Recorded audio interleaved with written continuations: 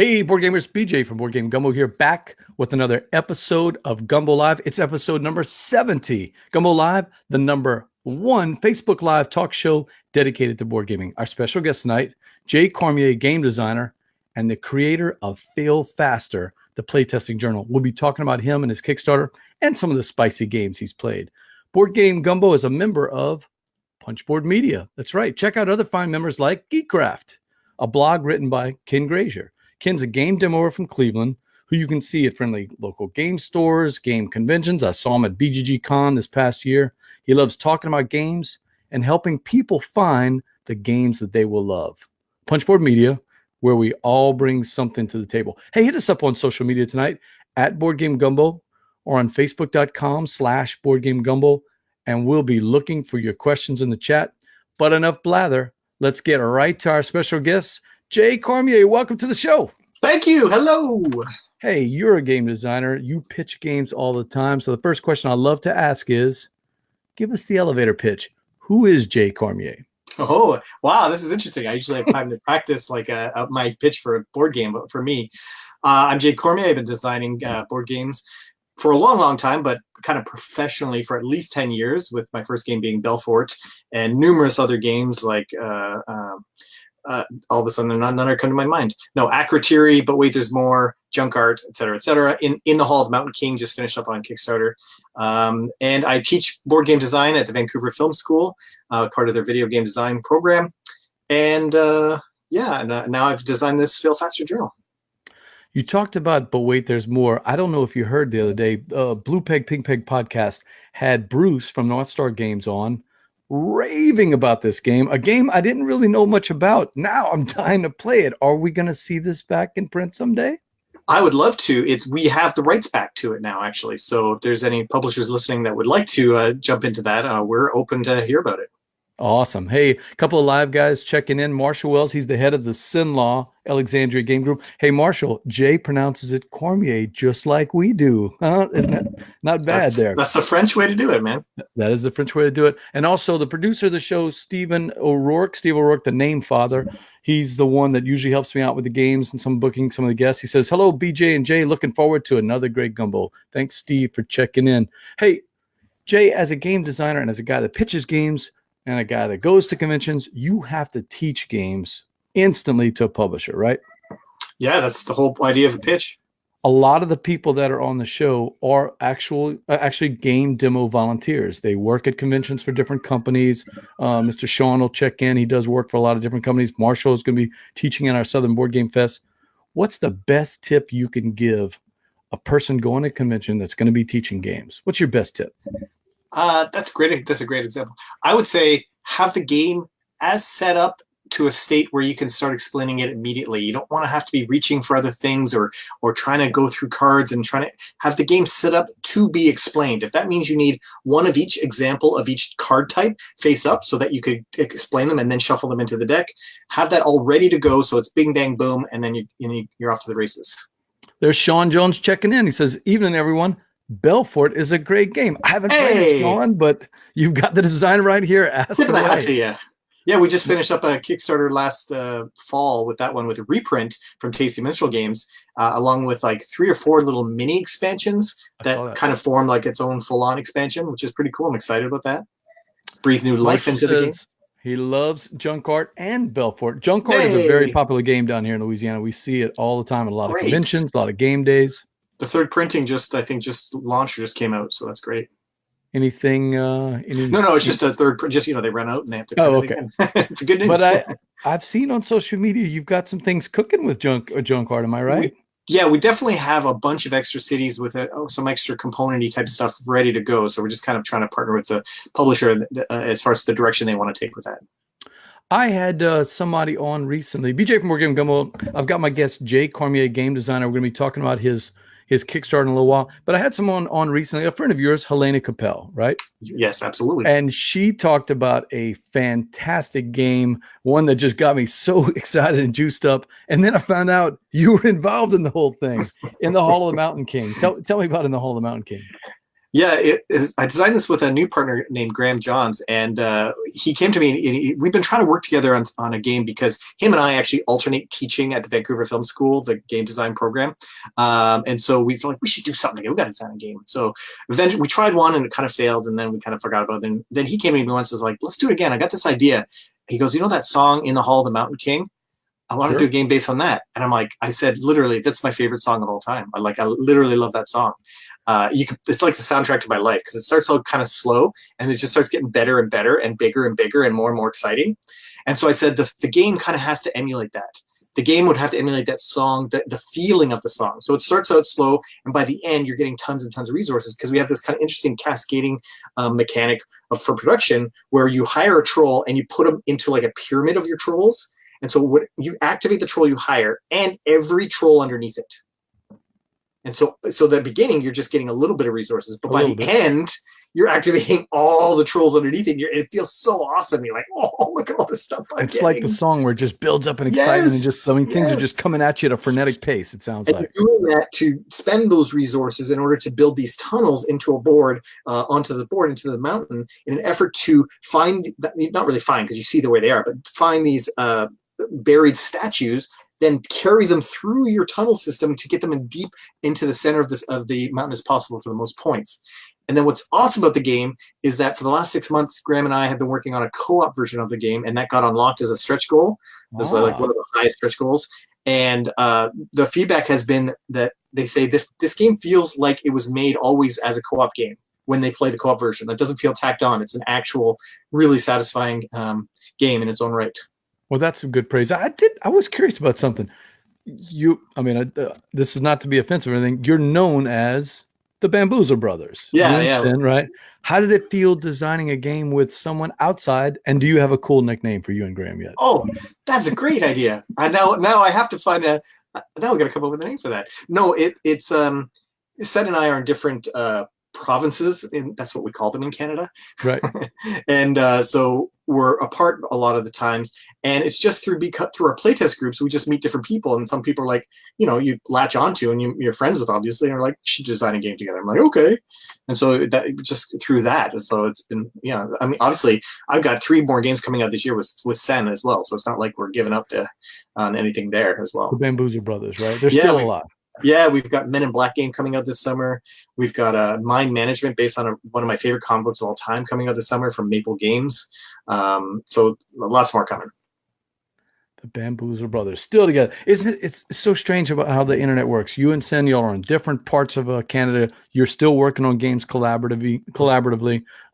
Steve is the producer of the show. He lives way up in New York. I'm down here in Louisiana, and I've got you in Canada all at the same time. I love the internet, man. The internet is beautiful. BJ from Board Game Gumbo. I've got my guest Jay Cormier here coming up. Jay, I got to play something recently, and it's out on Kickstarter today. I don't know if you know this game, and judging by the stuff that I see you on social media, I'm not sure if it's something. Do you do big area control dudes on a map type games? Area control, I like. Dudes on a map, hit or like. I'll preface this by saying I have two-year-old twins. Like I have 2-year-old twins at home, so my time to play games with friends is very limited to none because I spend all my game time play testing games right now. I used to have 1 night a week to play games and 1 night a week to play test games, so I had to give up something. So I haven't really played a lot of games unless they're just party games for friends coming over and stuff like that. So I'm a little out of the loop right now. The game that we've been playing a lot lately it's called Tsukiyumi. And it was a game from Germany by a company called King Raccoon, but Gray Fox got the license. It's one of those crazy games where very few people have played it, but the ones who have played it, they've rated it like an 8.4 on BGG. Now, How much of that is people doing Kickstarter games and then self-rating the games because they, the people, if it's a limited release, it's only the people that invested in the Kickstarter that are going to be rating it. But I've played the game a couple of times, and although I am like you, I'm not a big dudes on a map. I've never played TI4 or any of those really long games. A 1 hour wonder is my favorite style of game. This wasn't bad because even though it is area control and it is dudes on the map and there's combat involved, there's so many cool asymmetric factions and the storyline behind the game just kind of excited me. And so far in the 2 games we've had, I've really gotten emotionally invested in the boar lords. That's the ones that I've got here. The boar lords, these pigs that unfortunately got turned into bacon on Sunday night. It was not very pretty. I find that as I play more and more games, I am now more and more attracted to games with a good narrative and getting me more immersed. I've really jumped on the bandwagon. Well, not fully jumped on the bandwagon because there's a bunch I haven't played, but the legacy games have been so narratively fun for me to play that I like that more and more. So I am kind of switching in my game style preferences. Changed over the years. Longer games are tough for me to get out. I mean, it is. Sunday nights, we call it Big Game Sunday, and we try to get some of those games in. And that was kind of the beauty of this one. I love Scythe. It's one of my favorite games of all time. It's in my top 10. But I will tell you, the factions themselves, I don't really get into the mystique or the theme of the factions. I like everything else about the game. I kind of like the Euro style of Scythe. Gotcha. This one was different. You really feel a part of the story of all these different factions. Maybe because they're so different, maybe because the theming really shines, or maybe it's just because of the design work.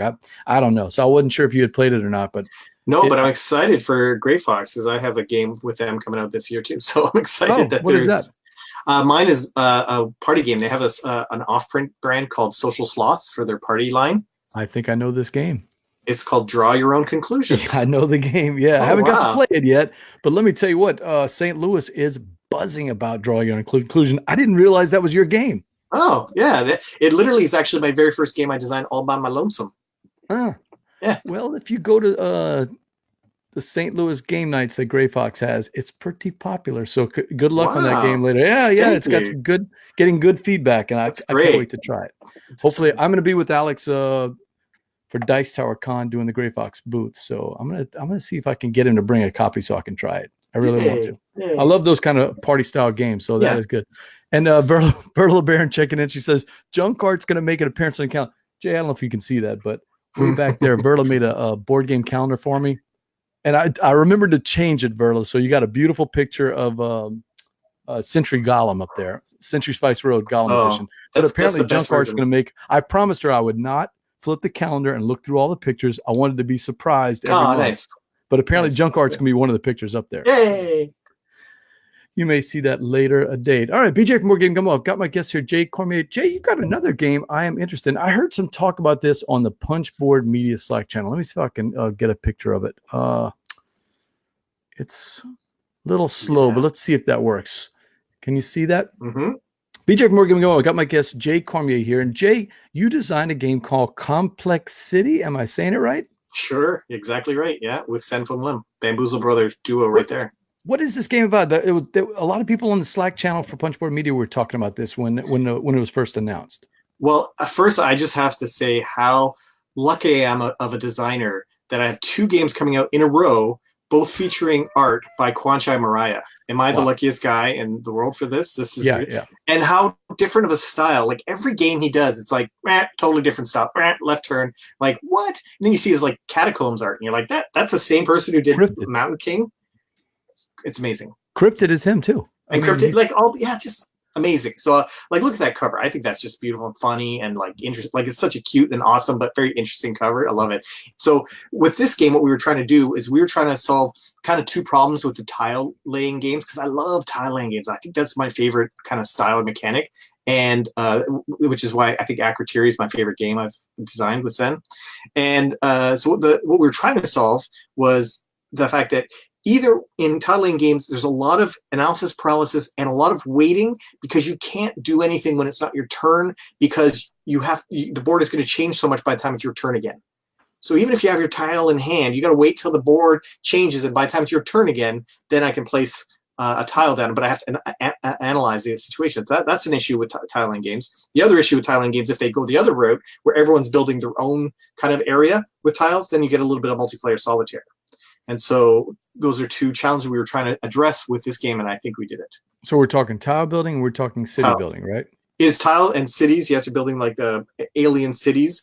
And as you build them, if you can kind of enclose them with the transport tubes kind of connections, like roads, if you will, if you can enclose them, then you get to dub or name or I don't know, dedicate that area as one type of complex based on any of the colors of the buildings that are in that complex. And by doing that, you get a special power. By doing that, you get more of this, more of that.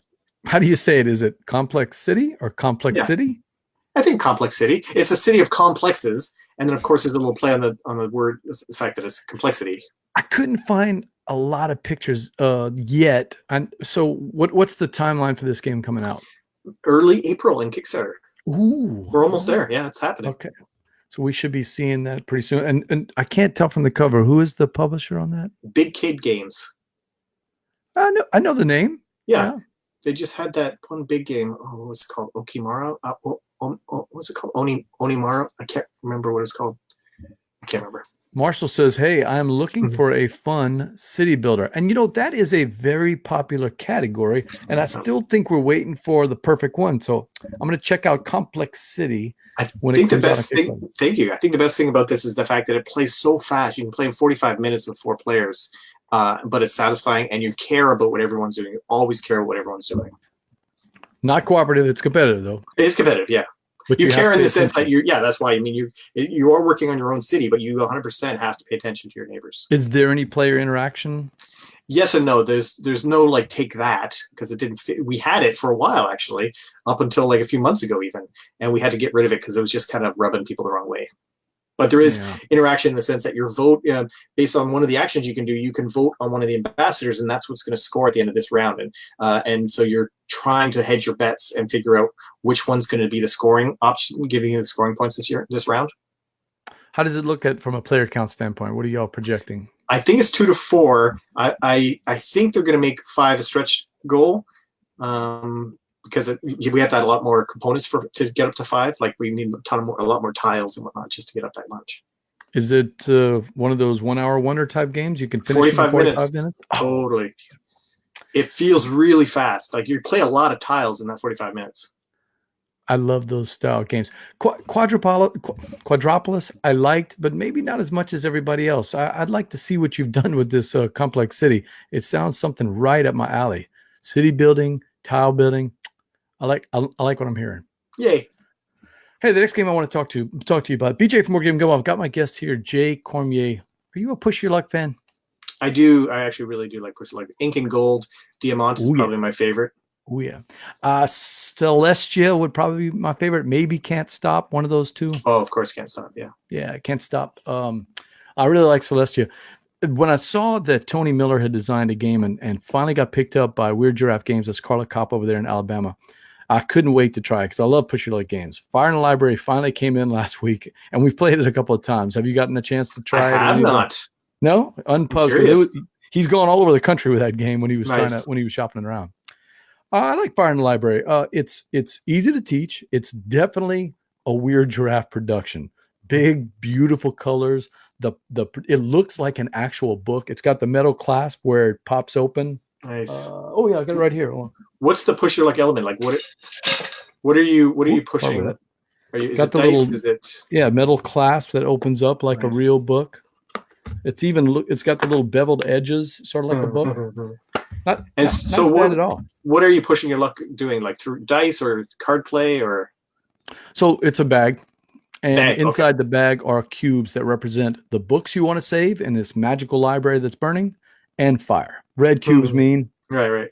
Yeah, fire. So you start out with only about 10 cubes in there and a bunch of other books. But as you get greedy and as you start to take out books, it gets more and more dangerous. And if you set one of the shelves on fire, it automatically sends more fire cubes into it. So being greedy is it's a double burden because you're not only losing the points that you scored, but for the next person, they've got to deal with more fire cubes. So it sounds a little similar to Clank in a way, as far as the pulling cubes out and the fire coming from the dragon.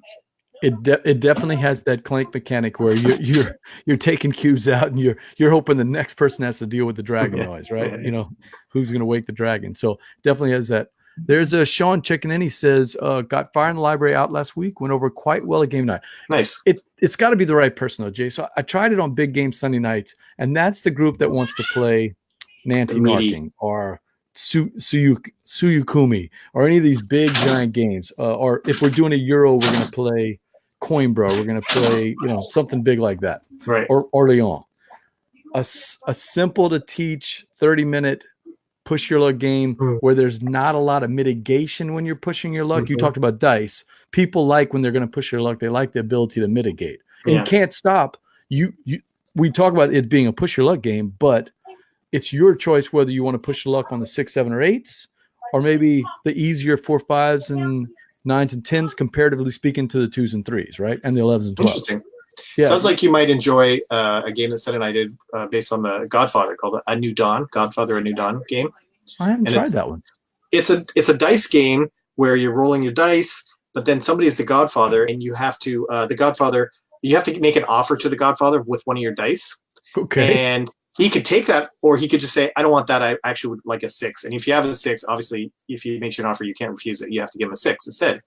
And then with the dice that you rolled and using some of the powers that you might have, the mitigation powers, then you get to make sets and do various kind of Yahtzee-esque type things. And there's a giant map of New York, and you use those sets to take over neighborhoods in New York with your kind of meeple strongmen. And there's a way for you to muscle out other people that are in that area. You can muscle them out by rolling a better set if they don't have enough muscle to protect themselves. Now that sounds a lot more thematic than the Godfather I played by another designer, Eric Lang. I don't know about you. That particular Godfather just and I think that one was called Corleone's Empire.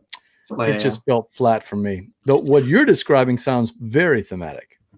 It's funny, actually. It's we were asked to make a Godfather game, either a dice game or an area majority game. So we started as a dice game, and then just kind of quickly, based on just what it had to be, it turned also into an area majority game where you're taking over these neighborhoods, and then there's certain districts, and you want to get the most in each district. So we kind of did both.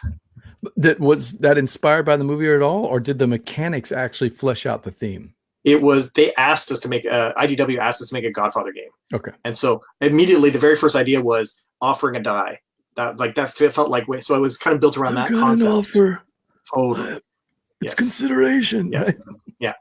And so when you're the Godfather, you're going to get a lot of extra dice this turn, but you can't use any of your special powers this turn because you got all this stuff. Everyone else might have less dice, but they have all these extra special powers they can do, mitigating all their dice rolls. And you can always send people to Vegas to get more dice if you want to. So yeah, it's really cool. I missed that one. Did it already come out, or is it coming out? Yeah, it came out. It flew under the radar, and a lot of people played it, really like it. It's a great, again, a 45-minute game for up to 5 or 6 people. It's great. Jay, that reminds me. So many designers out there, so many games. You're an established designer, so it's easier for you. But there's got to be some of those little babies that you worked with for 6 months or a year, and then it comes out the same month that Simon has their biggest miniature game on Kickstarter, or it comes out right before. You're explaining Godfather exactly. Like, our game came out just in the same month or a month before that the Eric Lang game was announced. Oh no! Yeah. So it just gets drowned. How does that feel to have one of your babies just drowned out like that? Yeah, that's sad because it launched at the same Gen Con that Junk Art launched, and Junk Art had like a humongous booth and like tons of people, and it was packed, and you go over to the not trying to slam IDW, they had their own things at the time, but go to their booth and it's just like a box sitting on the corner, and it was like, hey, it was sad. Sean's got a question for you. Is that Cutthroat Caverns fresh meat on the shelf behind you? There is a Cutthroat Caverns. It is Relics and Ruins, and my box is ruined. But I don't think it's fresh meat. No, it's just the basic one and the Relics and Ruins. I feel like that's a hole in my game playing. I've never done any of the Cutthroat Caverns. I really need to play it. I think it's fun. I like it a lot. Yeah, I mean, you play it. You kind of get into it. You play for a bunch, and then you don't have to play it for quite a while after that. It's one of those ones where you're all trying to kill a monster, but it's only the last person who does the killing blow that gets the victory. I like that mechanic. Yeah. Because there's a lot of take that in that game, but it's very Munchkin-esque in that way, which pleases some people. Oh, and I can't think of any games off the top of my head, but right now, but I love those games where it's the last person, and I'm always the person who sets it up wrong. I'm always the one that is the second last and sets up the next person, you know. But still, I love the tension of, man, can I take that one more action? Oh, and then somebody else comes in and steals it. So that's pretty cool. And that's that. Is that Smirk and Dagger, if I remember right? I think so. Yes, it is. Yeah. Yeah, because Kurt was on the show and he was like, "You've never played Cutthroat Caverns." There's so many games. There's so many games. We just can't play everything. We're in a golden age. You know that. Oh, tell me about it, man. This is great. BJ from Board Game Gumbo. I've got my guest here, Jay Cormier. And Jay, well, let's see. He says, Cutthroat Caverns is a good system, almost co-op. It's co-op until it's until not. until the last round, yeah. That monster. I like that. But Jay, we got you on the show, and I'm so glad that you were able to fill in this week because I saw an interesting Kickstarter. It's funny. I actually saw the Kickstarter before Helena had talked to me about you. I was actually there were other people talking about it on social media. Nice. And you're a longtime game designer, and then you came out with this Kickstarter. It's called Fail Faster, the Playtesting Journal. And my first question is a very simple one. Which one, Jay, is more important? Playtesting or playtesting? Yeah, exactly. It's the absolute most important part about game design, period, is playtesting. So when did you start journaling? How did this process start? Oh, that's a good question. I would say about 6 years ago when I started teaching game design at the Vancouver Film School, the final project that my students have to do is design a board game, which is great. And so, there's lots of projects up until then, but that's the final project. And part of marking their final project, obviously play the game and you mark the rule books, all this kind of stuff, everything gets marks, but 20% of the marks is their playtest notes. And so I knew I had to give them some direction, some sort of format for that. So I kind of created just a couple of sheets of things where they could fill out information. And that was kind of the start of it. And then last year, for my birthday of all things, I had a party, and it coincided with a week or 2 weeks before me going to the Gathering, a big convention I like to go to. Sure. And so I invited a bunch of friends to come and play test a bunch of games, so I make sure that they're ready for pitching. And I thought, because everyone's coming to help me get my games ready, I thought I'd do something nice. I kind of made this little Fail Faster Playtesting Journal. Oh, is this the original? It's the original thing. It's just a little alpha. Alpha, yeah, exactly. And it's super basic. You see, it's all filled out. I'm like, this is me using the journal, right? Sure. Playtesting, like tons of notes and all. Is this for an actual game right here? This one is, this one actually is from last week, so I'm still using this right now because this is called UFO Snap that I'm doing. This is a whole bunch of testing here for Hall of the Mountain King. I think this is my second or third one of these I've been using personally since last year. So we've been playtesting this journal for a year. And then in October of this past year, I just got a lot of feedback from people saying, this is awesome.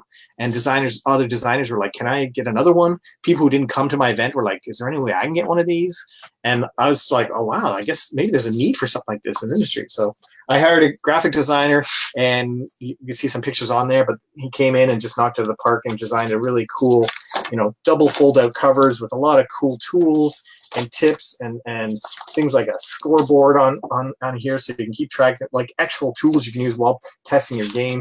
And then obviously the meat of it is 36 different spaces for your playtest, to actually do your playtest, with everything laid out so that you have all the information you need. It's going to guide you through taking the exact kind of perfect notes you need to take to make sure that you get the most out of your playtest. You don't want to waste any time or any energy or any opportunity with your playtest, because as we said, that's the most important part of game design.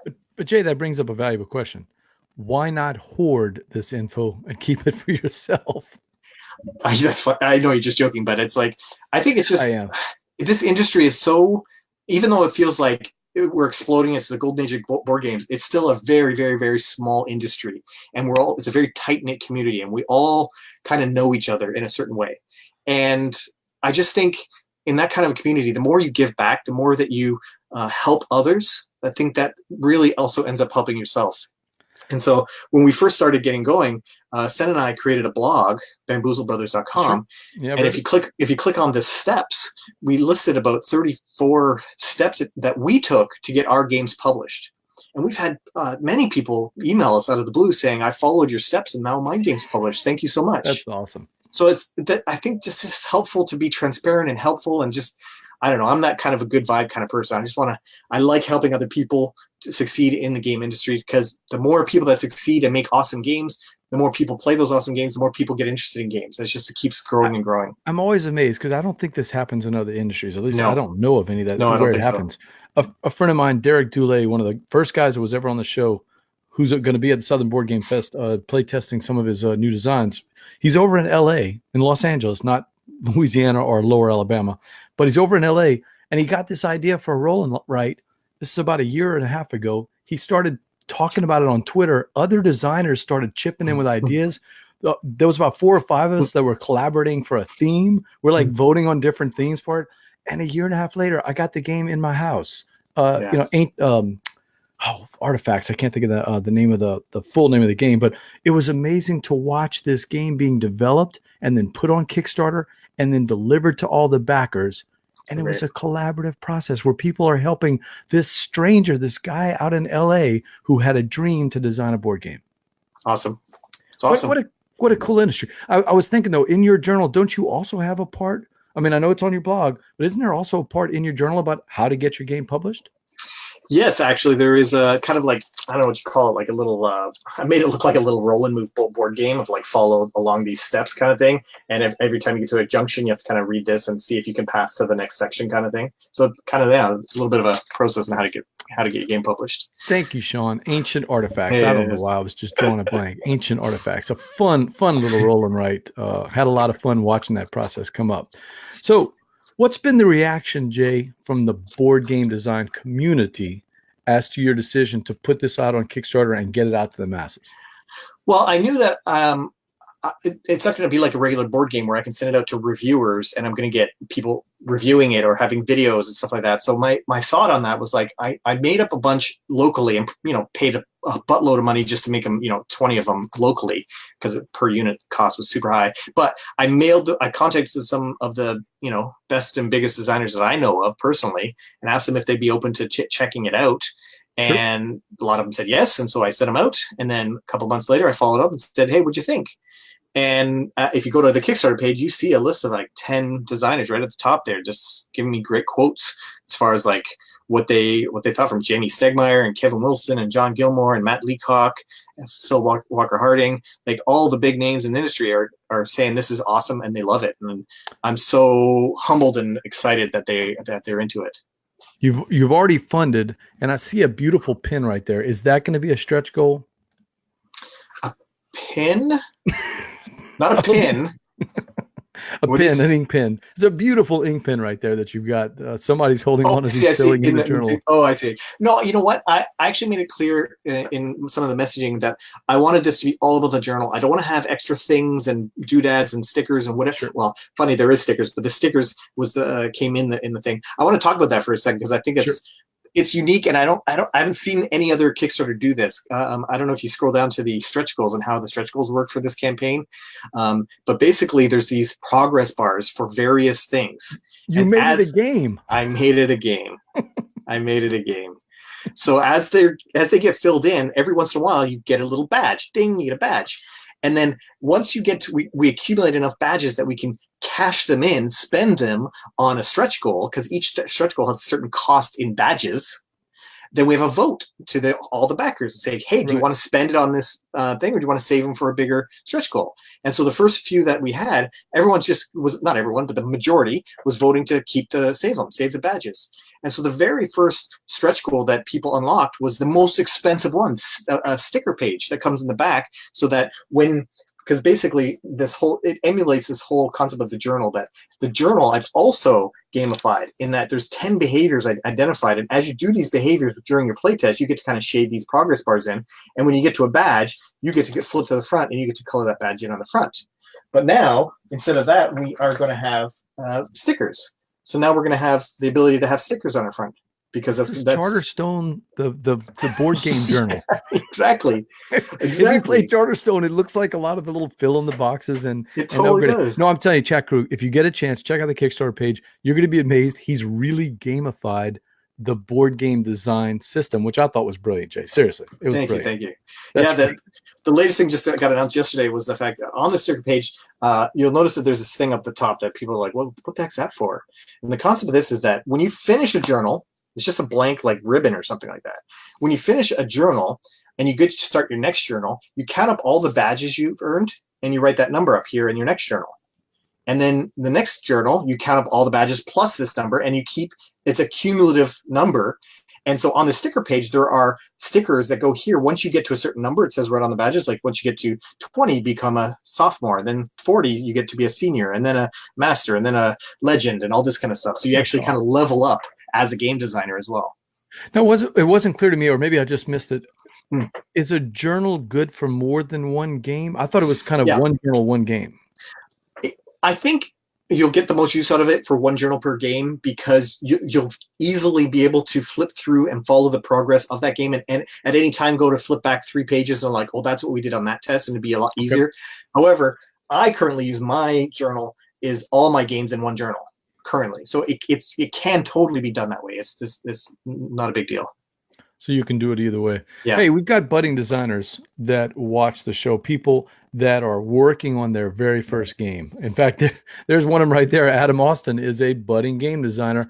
Sean, we want to hear some of your strategies about good game design. Well, actually, Sean is below you, Adam. This is Jay Cormier. But Jay, what advice do you have? What's the first thing you would tell a budding game designer, somebody who's never published a game, but is working on their first project? What's the first best thing you could tell them?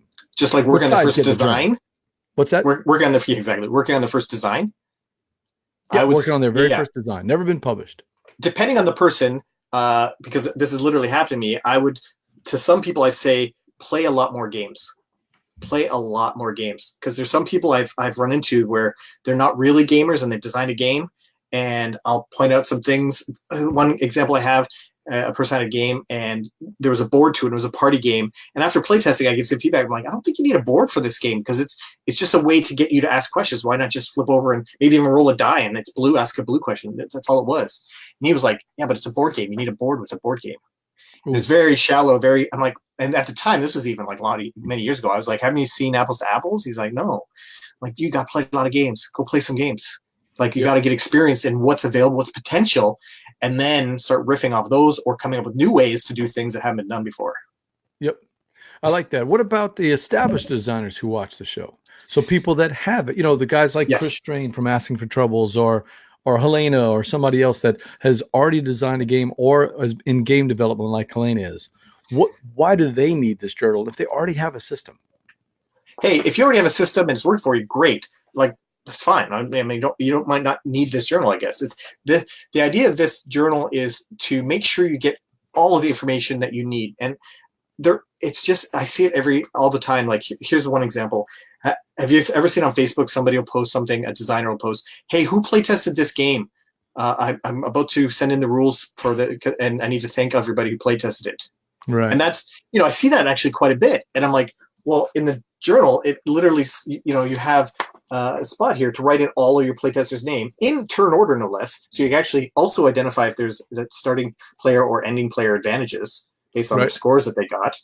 But that's just something that you have now always have. And that's one of the behaviors in the gamification part is, did you get the first and last names of all your playtesters? Because that's going to help you later. These are things that will help you later if you follow this. Even John Gilmore, who's obviously a very well-established game designer, he bought 25 of these. Wow. Because he's going to use this for all his games, because it's like, it just helps you keep track of all the things you need to keep track of. And even other sections like winning player strategy. How often do you write that down after a playtest to identify the person won because they really focused on the Heartstone mineral and got a lot of points for building tunnels? Like, okay, that's good to know. But if you see that, 4, 5, 6 times in a row, you're like, well, that's obviously a very dominant strategy. You should take a look at that. Do you go back through your journals and look through the history of them and see how the game has developed and see if you missed anything or mine any kernels in there? That's a good point. I don't do that entirely. I'll flip back for sure when I have a specific question in mind. One thing I do flip back in is in the top corner here, there's a tiny little reminder that says, "Hey, did you take a photo of the end game?" And that to me has been very useful to look at photos from end game states. for some of my games, because it allows me to, again, help to see patterns as far as like, for example, been focusing a lot on In the Hall of the Mountain King playtesting for the last year. Sure. So looking at like how many tunnels do people build, or as one of the issues was Hearthstone was too valuable, was too powerful. Like if people were winning with that. So then we were able to, in the last 5 tests, let's just change the value of Hearthstone to this. How would that change the end game scores? And we could actually do the math because we had the pictures of the end game state, and we could do that. I got a question for you. So we've got an Unpub mini coming up at our Southern Board Game Fest. It's our first time ever doing this. Nice. And I'm assuming you've been to Proto Spiels and Unpub minis and all those type of things, right? Yeah. Some of them, not all, obviously. There's tons of them. No, but I mean, you've been to playtest groups where you're asking people like me to play your game. What advice? Number one, what are you looking for from us? And number two, what advice do you give us that will be at this Southern Board Game Fest for the very first time with all these designers with their games in prototype form? Any advice for us? Number one. Sure. And number two, what are you looking for? One is the advice for the game designers. First is the advice is love your playtesters. Like anybody that wants to spend their time helping to make your game better, and really understand that that's what they're there for. They're not there to tear it apart. They're not there to crap on your ideas or make it look like they're there to make your game better. If you believe that they're there with the same purpose you have, then you're on the right track.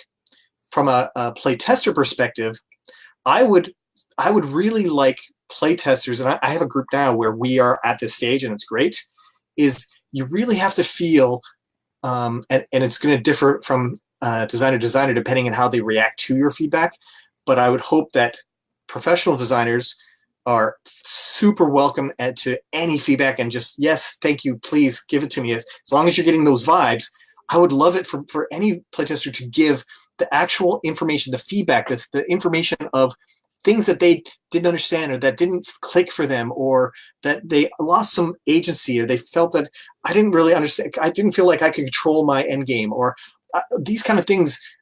You don't have to come up with solutions. Just tell them your feelings, your emotions, your identified issues that were confusing, or this.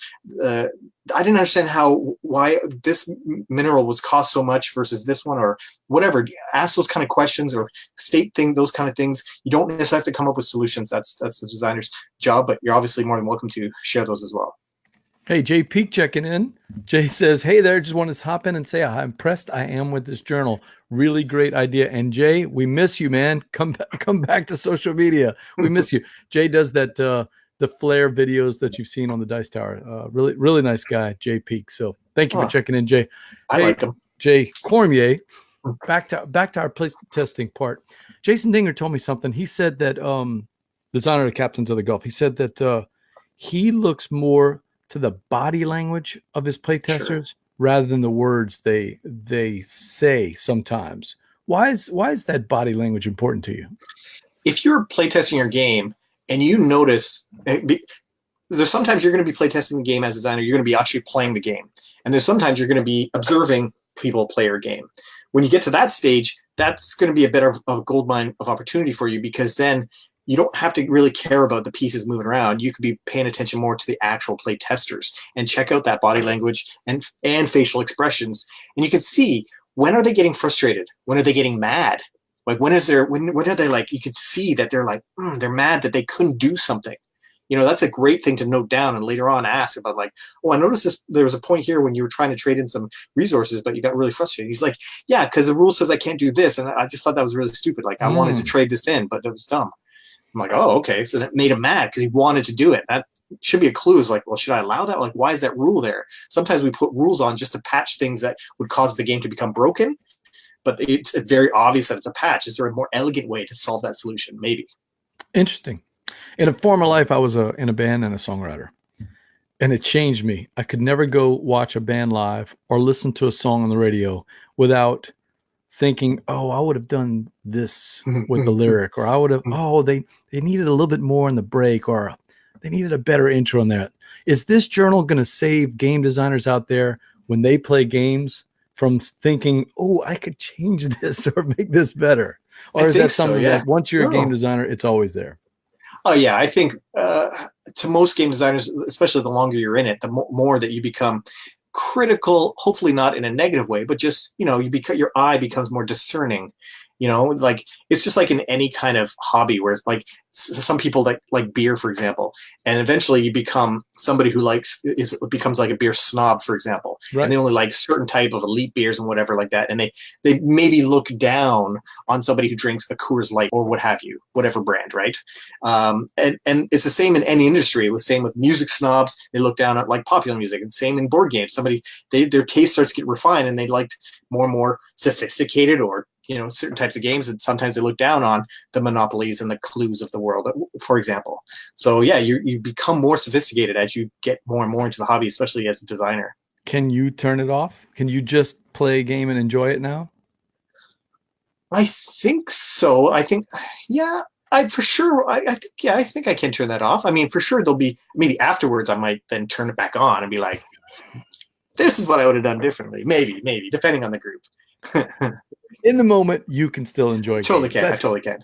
Yeah. So yeah. I don't think I'd ever want to be a game designer if I wouldn't be able to enjoy playing board games anymore. Yeah, absolutely. You still have it. All right. Yeah. BJ from Board Game Gumbo. I've got my guest, Jay Cormier. Jay, this is a board game show, right? Yeah. We got to play games on a board game show. Let's do it. We've got a game for you. It's called the Envie Game. It's a Cajun word, and what it means is, what would you people up north say? Maybe a jonesing or a hankering, or you really want something, right? Mm-hmm. So we'd say, man, I've got envie for some boudin today. That means you really are jonesing for a taste of some good boudin that day, okay? So the way we play this game is, Jay, we need you to think of a game that you've got an envie to play. If money was not an object, if you could play any game right now, you could stop the show. You had the perfect group, the perfect size group. It could be a game that has already come out, a game you own, maybe a game you don't own, maybe a game that hasn't even come out yet. So think of a game. Don't tell us what it is. Don't tell us what it is. Me and the chat crew are going to ask you in 20 questions type format to see if we can guess what game. Yes. And how hard can that be? There's only 101,000 games on Board Game Geek. I'm looking at it right now. Okay, good. So you've got the game already? Yeah. Kevin says, if you play anything but splatters, I won't look you in the eye. Kevin, that's a tough, tall order. I think he plays more than just splatters. Matthew Ward says he loves some boudin. So he's got the envie, but Matthew, that's not what we're looking for. The envie is for a board game. So help me out here. All right. So Steve's back and he says he is ready for the envie game. All right, Steve. So we're going to start. We're going to make it easy, though, for the chat crew. First question. Are you ready, though? I'm ready. I'm ready. I got it. All right. So is it a competitive or is it a cooperative game? And I'm going to guess it's competitive. It is cooperative. Oh, I was wrong. Oh, right off the bat, Steve. A cooperative game. So the envie game you would play right now is a cooperative game. Yeah. All right, now the chat crew is going to be firing questions at you. So if you see any of those, feel free to ask. So I'll ask you the next question. Is it by what nationality are we talking about? Is it American designer, European designer? Is it American designer? Do you know? It's European. A European cooperative design. Yes, we're narrowing it down pretty good now, actually. Yeah. You don't need 20 questions. Come on. Let's see. So Steve says that's my jam. We're talking a cooperative game by a European designer. Is it within the last 3 years? Yes. Oh, it is. Last 3 years. And it's not team versus team. You mean straight cooperative? Yes. Okay. Jay, I already jumped on that one. Jay says, was it published within the last years? All right. So it came out recently, last 3 years. Would you say is it card based or is it board based? What's the majority part? I'm going to refrain from answering that question. You're going to plead the fifth? Yeah. It does not have miniatures. It does not have miniatures. So Bradley does not have miniatures. So, but is it like a hybrid between a board and a card, or maybe it just doesn't have a focus of board? That's all. That's what I mean. It has both, I guess. Okay, it has both. All right. So to recap for those just joining, it's a cooperative game. It's by a European designer. It's got both boards and cards. It came out in the last 3 years, but it does not have miniatures. Ooh, good question, Marshall. Is it a campaign style game? I would say yes. We know that Jay's into those, and he says yes. Yes, Sean. Kevin said Spirit Island. No, I do want to play that, but I really do, but it's not that. And Sean, yes, it is a deductive. Well, is it a deductive? I would assume, yes, it's a deductive game. Deductive game. Okay. Let's see. Deductive game. Is it? I'm assuming it plays more than 2 players, right? It plays multiple players. Yes. I mean, I haven't played it, so I don't know how I can't get into super specific, but it does. Oh, I should have thought of this, Sean. Is it Portal Games Detective? It is. Oh, Sean, you go! He snapped it. I played it at Gen Con. I love it. It was my number 2 game of last year. Great! I think that Ignacy hit it out of the park with that game. Great! I can't wait. Plus, I also want to play Chronicles of Crime as well. Yes. And there's another detective-y game, City of Angels from City of Angels Van Ryder. Yeah, so yeah. I'm telling you, Detective gets a lot of kudos, and it deserves all of it. I've only played the opening scenario. It's sitting on my table. I'm just waiting for my wife to get out of school so that we can play it together. She's a school teacher, and I know she's gonna love it. It's super. We sat there at Gen Con. We did the Gen Con only scenario for 3 hours, just talking and I still think I told Ignacy, I still think we got the case right. I don't think he got it right. We picked the killer. And he's like, no, we're right. Oh man, I was so mad. So I love the whole concept of it. I can't wait.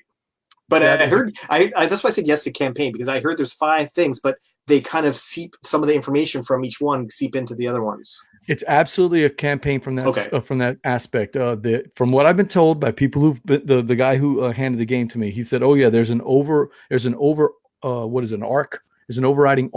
the cases." And then of course this year he's got a new one. He's got the 80s version from LA coming out, and it's going to have an overriding arc in that one also. So well played, nicely done, Mr. Sean. He's got it. He's got the guess. Yeah, as soon as you had like European designer and a co-op, you're like that's going to narrow it down quite a bit. Yeah, because I was struggling, but when you said campaign, I was getting really close to it. I started to think about what it was, and Sean was on it right away. Well, all right, board gamers, that's it for another episode of Gumbo Live. I want to thank my guest, Jay Cormier, for coming in. Jay, how can people reach you if they want to know more about your Kickstarter? Yeah, I mean, it's failfaster.ca/Kickstarter, or just go to failfaster.ca. And what's also interesting there is if you click on to sign up for our newsletter, you actually get a 16-page guide on how to create sales sheets. If you're a game designer that wants to pitch games to publishers, sales sheets are becoming more and more a thing that they're looking for. And I don't necessarily want to toot my own horn necessarily, but it's been known that Sen and I invented sales sheets for board games. It's true. Since they did not exist before we used them. That's all I'm saying. Maybe they exist and some other people use them. I have no idea, but we came up with a purpose for them, and we said we should create something so that we can hand out to, and we did. And then all of a sudden, it's kind of a thing that everyone wants now. Jay, I just took a look. You got 8 days left in the campaign. Yeah. You've well met your goal. You got at least in American money, it's $18,541. I'm not sure what that is in Canadian. I'm assuming that's like $3 million or something like that. Exactly, it's about $3 million. Yeah. That's a joke I stole from Helena, by the way. Yeah, exactly. I think it's around 25,000. Yes, you got 8 days left to go. There aren't any stretch goals per se, but there's a gamification system. Tons. There's tons of stretch goals. Tons of stretch goals. Yeah, so I mean, what I meant is that it's not the typical. Here's where the stretch goals are going to be. It's a gamification system where you get to participate in what the stretch goals are going to be. Exactly. Right? I don't even know what this journal is going to look like by the time it's done. Well, make sure to like our Facebook page, facebook.com/BoardGameGumbo. It helps us to get the word out about all of our upcoming guests and shows. Next week, we're going to have Tom Wetzel from Cosmos Games. I got to volunteer with Tom. Awesome guy. He's going to tell us about the complete lineup of Cosmos going into for 2019. But Jay, good luck with the project. It looks awesome. Any budding game designer out there or any established game designer, I think can get a lot from Fail Faster. So good luck with the project. Thank you so much. I'm BJ from Board Game Gumbo. And until next time, Jay, laissez le bon temps rouler. Goodbye, everybody.